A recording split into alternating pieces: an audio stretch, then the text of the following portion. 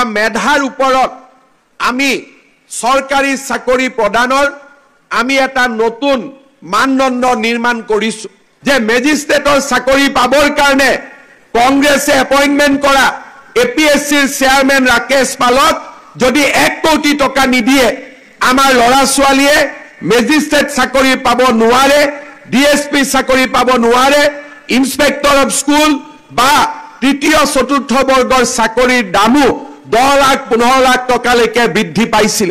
2015 চনত যেতিয়া কংগ্ৰেছৰ লাষ্ট বছৰ আছিল সেই সময়ত চাকৰিৰ বজাৰত একোটা চাকৰিৰ মূল্য 1 কোটি টকালৈকে আগবাঢ়িছিল সেই সময়ত নিযুক্তি পোৱা বহুত অফিচাৰৰ লগত যেতিয়া মই কথা পাতো বহুত কৰ্মচাৰীৰ লগত মই যেতিয়া কথা পাতিলে মই তেওঁলোকক বুজি পোৱা হৈছিল যে এও নিযুক্তি ৰাকেশ পালৰ দিনত হৈছে গতিকে বেছিকৈ কথা বতৰা পাতি বিশেষ একো লাভ নহয় এওঁৰ পৰা ৰাইজৰ কাম বিশেষ নোলাব এনেকুৱা পৰিবেশ হৈছিল যে ইন্সপেক্টৰ অফ স্কুলছৰ মই মিটিং পাতো মিটিংত মই খুধু যে আপোনালোকে প্ৰত্যেক কথাতে টকা লৈ কিয় তেতিয়া মোক কয় যে স্যাৰ 20 লাখ টকা দি চাকৰি লৈছো খুদত টকা আনিছো গতিকে টকা মাৰিব লাগে টকাটো ঘূৰাই দিব লাগে গতিকে টকা যদি নলও আমি কেনেকে খুদত টকা ঘূৰাই দিম এইটো আছিল অসমৰ পৰিবেশ আৰু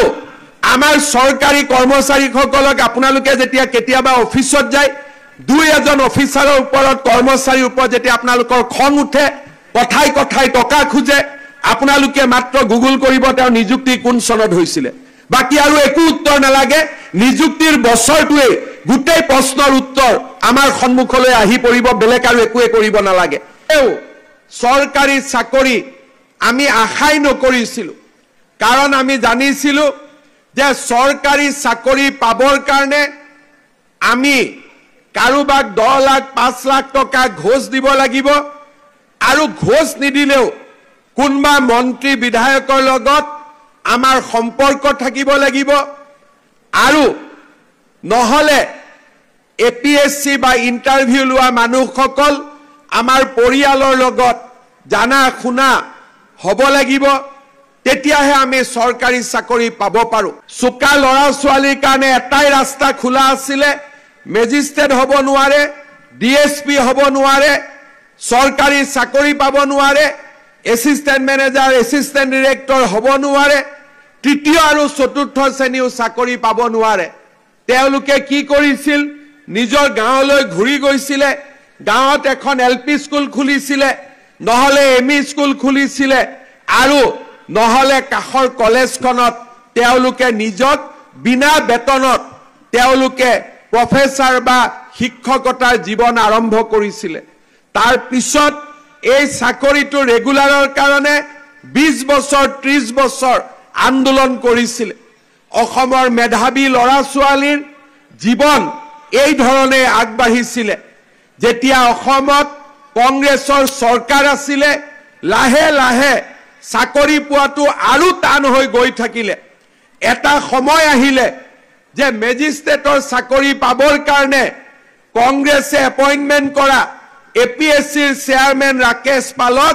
যদি 1 কোটি টকা নিদিয়ে আমাৰ লৰা ছোৱালীয়ে মেজিষ্ট্ৰেট চাকৰি পাব নোৱাৰে ডিএসপি চাকৰি পাব নোৱাৰে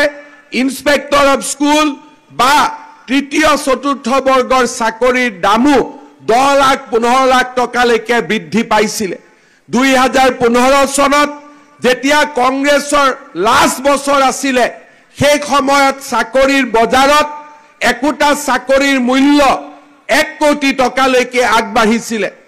সেই সময়ত নিযুক্তি পোৱা বহুত অফিচাৰৰ লগত যেতিয়া মই কথা পাতো বহুত কৰ্মচাৰীৰ লগত মই যেতিয়া কথা পাতিলে মই তেওঁলোকক বুজি পোৱা হৈছিল যে এও নিযুক্তি ৰাকেশ পালৰ দিনত হৈছে গতিকে বেছিকৈ কথা বতৰা পাতি বিশেষ একো লাভ নহয় এওঁৰ পৰা ৰাইজৰ কাম বিশেষ নোলাব এনেকুৱা পৰিবেশ হৈছিল যে ইন্সপেক্টৰ অফ স্কুলছৰ মই মিটিং পাতো মিটিংত মই খুধু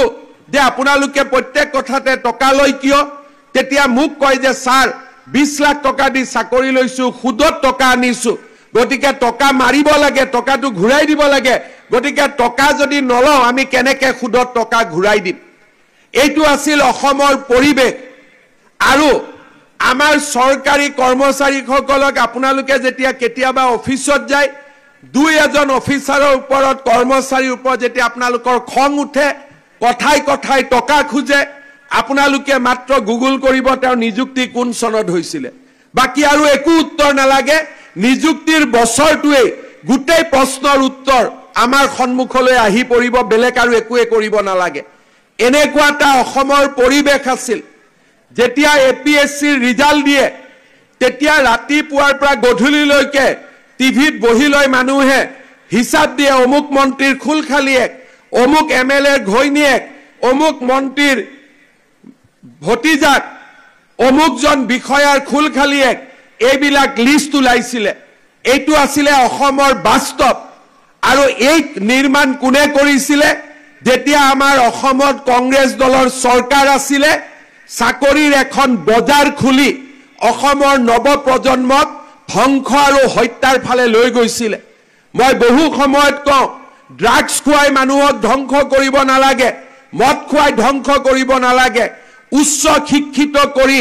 যদি চৰকাৰী চাকৰি টকা দি ল'ব লাগে, তাতকৈ আৰু অন্যায় যুৱ সমাজৰ বাবে একোৱেই হ'ব নোৱাৰে, তাক মই বিশ্বাস কৰিছিলোঁ। আৰু সেইকাৰণে আমি পৰিৱৰ্তনৰ কাৰণে কাম কৰিছিলোঁ। আজি APSCৰ যেতিয়া ৰিজাল্ট দিয়ে, তেতিয়া ৰিজাল্টৰ পিছত আমাক বেয়া পোৱা টিভিটো নিউজ কৰিবৰ বাবে বাধ্য হয় যে এইজন ল'ৰা তৰকাৰী বেপাৰীৰ ল'ৰা, এইজন ল'ৰা বিধৱা মহিলাৰ ল'ৰা, এইগৰাকী ছোৱালী বজাৰত দোকান পাতি সৰু বস্তু বিক্ৰী কৰা এগৰাকী মহিলাৰ সন্তান।